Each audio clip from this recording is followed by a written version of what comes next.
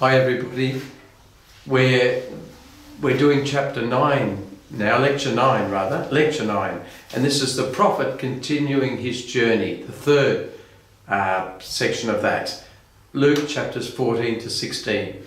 3 great chapters where we'll come across a couple of St. Luke's beautiful parables. The prodigal son and the rich man and Lazarus. Dives and Lazarus, some people use the Latin for rich man, dives. The first chapter 14 chapter is focused on Jesus at the banquet with the Pharisees and the challenges he offers them. Chapter 15 has those 3 wonderful parables about being lost and then found. This chapter has been called the very heart of Luke's portrait of God and of Jesus.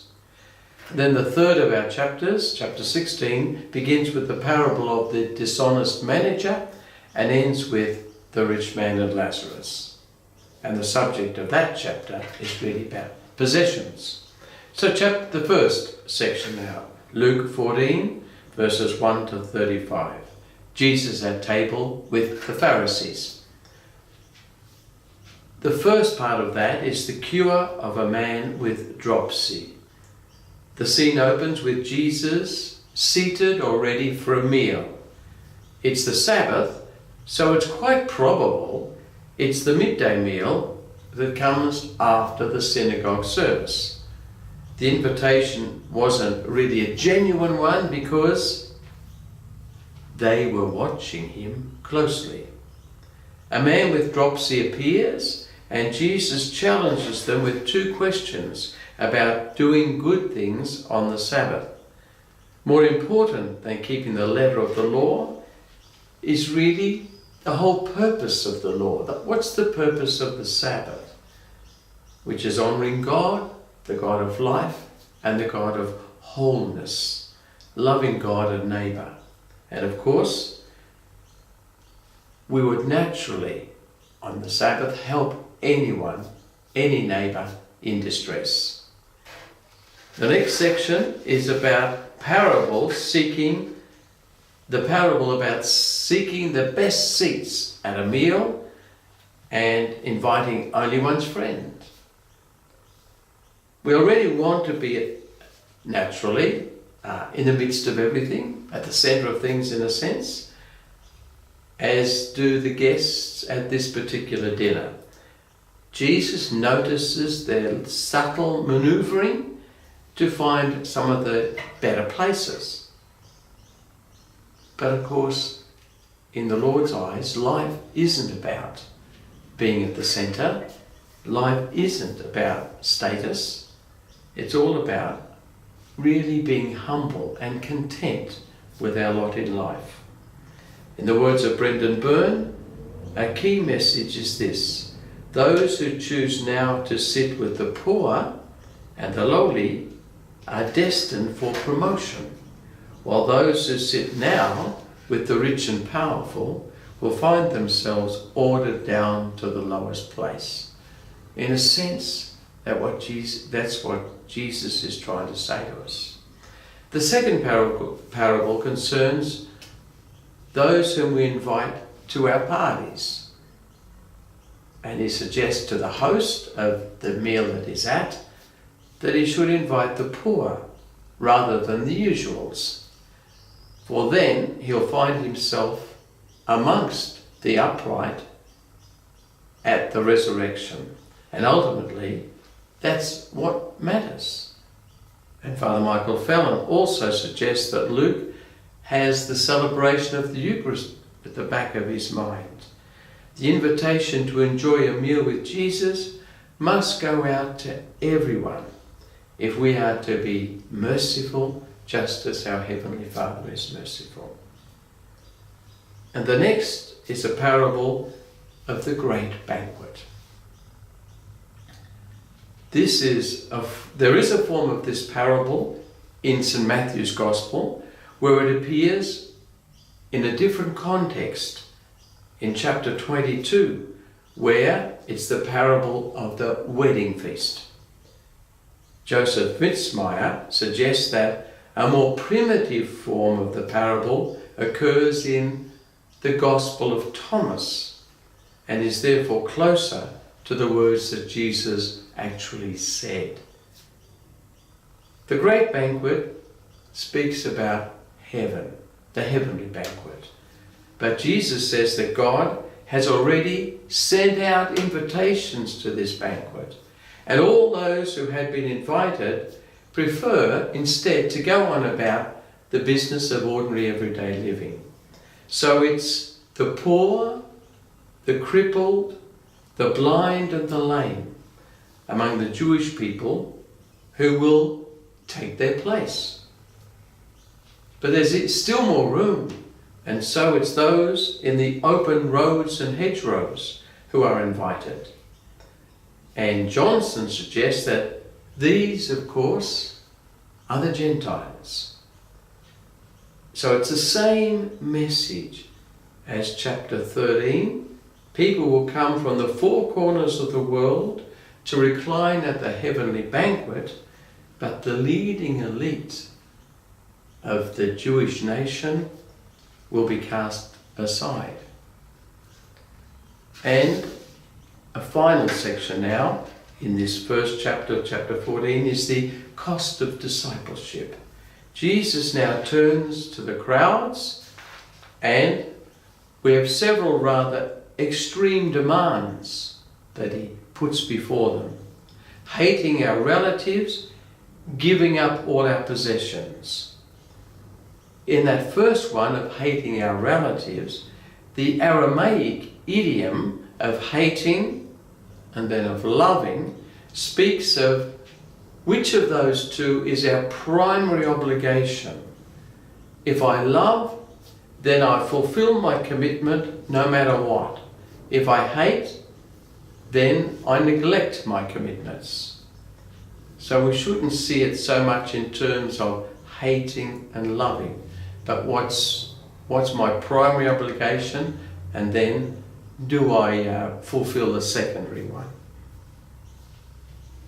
And then a word on the commitment to God, a word now on giving up our possessions.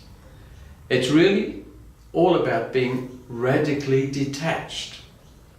I have to be free to let go of everything if I want to truly follow Jesus. And finally, Jesus says that just as salt can lose its taste, the purpose for why it exists, so too can our commitment to follow Jesus become rather slack. So that's chapter 14. And now we move into the very special chapter 15, 3 parables about the lost and found. It is a wonderful chapter. The 3 parables tell us how much God really actively seeks us out, and especially when we've lost our way. It tells us too, these parables, of just how joyful God is when we find our way back and we're on the right path again. I can't help but think of the favourite hymn, Amazing Grace. I once was lost, but now I'm found. Was blind, but now I see. And Johnson makes this comment. Luke has Jesus tell us 3 stories. They are amongst the most beautiful in the gospel tradition, puzzling only because they have both the distinctive note of originality that we associate with Jesus and the distinctive literary sensibility we associate with Luke. The 3 parables give us an insight into who God really is. He's really, we could say this truthfully, in love with each one of us in an extravagant way. And the parables also tell us why Jesus is so popular with tax collectors and sinners and all those who are on the margins, and why the elite, of course, resents his message so strongly. There's a similar pattern in these 3 stories. Something is lost, then found, and then there's a celebration to conclude it all. The first two parables, the lost sheep and the lost coin, are like a male and a female version of a similar sort of story. Something Luke loves to do. It's not just a story about a man, but it also had a story about a woman wherever he can. The third parable, the lost son, it's a better title than the prodigal son, is a longer story, of course, we all know that, but it has an added dimension because it brings in the resentful brother. So there's something more to the story than just lost and found. So let's take a look at those two parables of the lost sheep and the lost coin. Keep in mind, of course, the context in which they're spoken. The scribes and the Pharisees are grumbling because the tax collectors and sinners are listening to Jesus, and he welcomes them and he shares a meal with them. The parable of the lost sheep has its parallel in Matthew chapter 18, but there the focus is on the duty of the stronger members of the community to reach out to the weaker ones. Here, in Luke's account, he's drawing on the scriptural tradition of what the Good Shepherd is truly like. And that, of course, we remember that from Psalm 22, the Lord is my shepherd, and from Ezekiel chapter 34, I myself will pasture my sheep and show them where to rest. I shall look for the lost one, bringing back the stray, bandage the wounded, and make the weak strong. And other sections, of course, in the Jewish scriptures. God is the Good Shepherd and looks after each of us. But we can also think of that beautiful chapter in St. John's Gospel where Jesus says, I am the Good Shepherd. I know my own, and my own know me.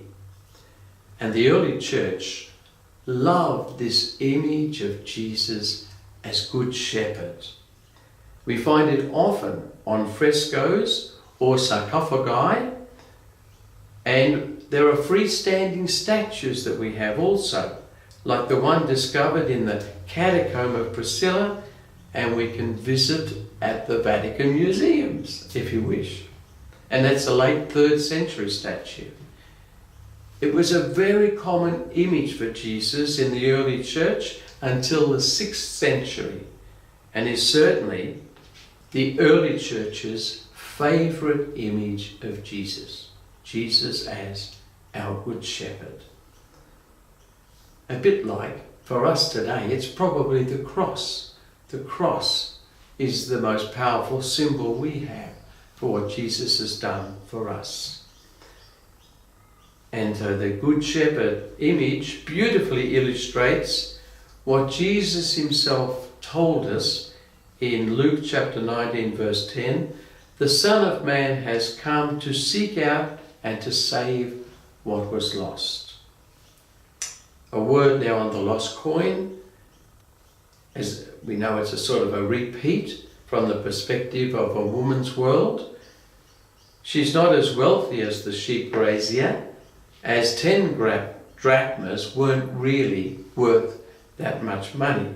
The story has no parallel in Matthew and is therefore quite unique to Luke and quite beautiful. And the third of these is the parable of the lost son.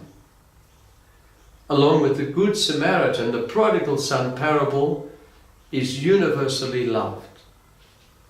And the Good Samaritan and the prodigal son are, of course, unique to Luke. We're probably all familiar with Rembrandt's famous painting, which is today in the Hermitage Museum in St. Petersburg, and was very popular in our church around the time of the year 2000, because that was the one picture that was used for the year of the farmer. You may also know that his fellow countryman, Henri Nouwen, wrote a beautiful book which was a reflection on the parable after he'd spent 2 whole days gazing at the painting in the Hermitage Museum. And his reflection is called The Return of the Prodigal Son. It's written in 3 parts. First, from the perspective of the youngest son, then of the elder son, and then of the father. And he's trying to say sometimes we're like the younger son, sometimes like the older son, and then we're called to become the father. The father, especially in his attitude of compassion and all-embracing love. Just a word about the story of the younger son. He is self-centered and almost dismisses his relationship with his dad. After losing everything, he comes to his senses. That's a fabulous expression for a sense of sorrow and remorse. Notice then the unexpected attitude of his father, of God, as he starts making his way back. He notices him from afar off, he runs to him, and he embraces him, and he kisses him. He gives him a ring for his finger, a sign of his position in the family being restored, and sandals for his feet. Slaves went barefoot. People of the household, of course, wore shoes. A word about the elder son. His relationship with his dad is full of anger and resentment, and he's got a sort of a tit-for-tat attitude. I've slaved for you. He just can't see that in his father's eyes. They are sharing life together. He can't see that. He sees himself as a slave, a servant. You are with me always, says his dad. All I have is yours. Most people feel a little bit of sympathy with this elder son and have feelings of resentment to the younger son who seems to get away with everything. But we're all invited to move from whatever perspective we happen to look at, younger son, older son, into the father's perspective. And Johnson makes this comment.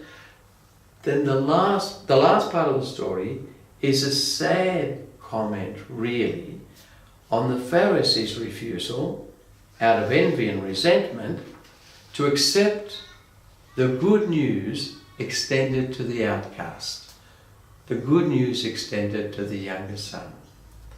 They regarded themselves not as sons, really, with God, as sons of God, but rather as slaves. And they resented others being allowed into God's people without paying a big price. And now we move to the final section, which is Luke chapter... I'll just check and see if I've got... Yeah, we have. So we move now to the final section, Luke chapter 16, our attitude to money and possessions. Most of this chapter does come from St. Luke, except a few sayings about the law, and especially about divorce, which have parallels in the other synoptics. First off, though, we have this parable of the dishonest manager or steward. It's a difficult parable. It's hard to know what it's all about. We tend to think that the manager, after squandering the master's property, then goes about falsifying the accounts of those indebted to the master, thereby feathering his own nest. That's what we tend to think. It's hard to see why Jesus praises him. Some modern commentators tend to say the manager really isn't falsifying accounts. Father Fallon says that it was customary in those times to adjust the yearly rent according to fluctuations in the harvest. Hence, the debtors would assume that the manager was acting just as the owner intended. Brendan Byrne says that the manager possibly had a fair degree of autonomy as well as receiving a commission. So it's possible he let go of the commission for himself just to win the friendship of those who were indebted to the master. What Jesus seemed to praise was that, faced with a big crisis of his employment, the manager took an immediate action to win himself some friends. So he was proactive. And so the children of light should also take immediate action, should be proactive and give away their own wealth to the poor, so that when the kingdom comes, the grateful poor will welcome them into their midst. After the parable then, which is really the first 8 verses, and perhaps only the first part of verse 8, we find further applications. The first application says Christians should learn to act prudently like the manager, especially with respect to our material possessions. Secondly, there's an exhortation to fidelity in the Christian life. And thirdly, and this comes from Q, there is a general summary of the Christian's attitude towards wealth. The next section is controversy with the Pharisees. These are those unusual verses about the law and divorce.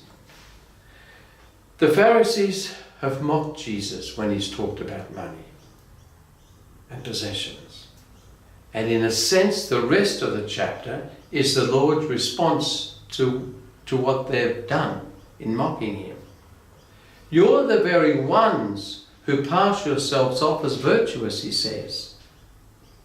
Virtuous in people's sight, but God knows your hearts. Jesus then speaks of the Jewish law. Up to John the Baptist, it was completely valid. But now that the kingdom of God is being preached, the poor are forcing their way into this kingdom. This doesn't invalidate the law, however. It's easier for heaven and earth to disappear than for one little stroke to drop out of the law. So it doesn't invalidate it, rather it fulfills it. It brings it to a fitting conclusion. It's only within this context that the saying on divorce makes any sense. The law allowed men to dismiss their wives and marry another, treating her as a sort of like a possession that the husband could dispense with at will. But in Genesis, we know that God intended the union of husband and wife to be permanent, and it's this basic intention of the law that Jesus is wanting to stress and uphold. And now finally, we come to another beautiful, typically Lucan parable of the rich man and Lazarus. It's a vivid story, and it's got a strong message, as we know. This is the only parable where one of the characters in it is actually named Lazarus. And another biblical character, Abraham, is seen to intervene after prayer. The issue is not that Lazarus is particularly virtuous or that the rich man is particularly evil and bad. It's rather a question of a poor man and a rich man who just doesn't notice him. What we see in the story, what we see in this story is an illustration, if you like, of what Jesus says in the Beatitude in Luke chapter 6, verse 20. Blessed are you who are poor. Yours is the kingdom of God. But also it's an illustration of the exact opposite in one of the woes, a few verses later, verse 24. Alas for you who are rich now, you are having your consolation. And this parable is clearly aimed at the Pharisees. They really do neglect the poor and the sinner and the outcast. And Jesus is saying, ultimately, you're not listening. You're not keeping the law and the prophets. So you're just like that rich man, and you'll ultimately be rejected from God's kingdom. Because at the heart of keeping the law is love of God and love of neighbour. And we all know from the Good Samaritan story who our neighbour truly is. Anyone who needs our help, and that means especially the poor, the outcast and the sinner. So it's this parable, a fabulous conclusion to the chapter on Jesus and money. So, in conclusion, we've looked at 3 really wonderful chapters from Luke. Luke chapter 14, with its several episodes in the Lord's ministry associated with him being at a lovely dinner, at a banquet. Then chapter 15, those wonderful parables about God's mercy, which the tax collectors and sinners grasp so easily, and speaking, they know about them, but the Pharisees and the scribes, of course, react because they also know they're aimed at them. And chapter 16 is about money and possessions and ends with a very beautiful story of the rich man and Lazarus. And in fact, of course, St. Vincent de Paul was to start a group in 17th century France to really look after the poor. And they were called the Lazarist Fathers.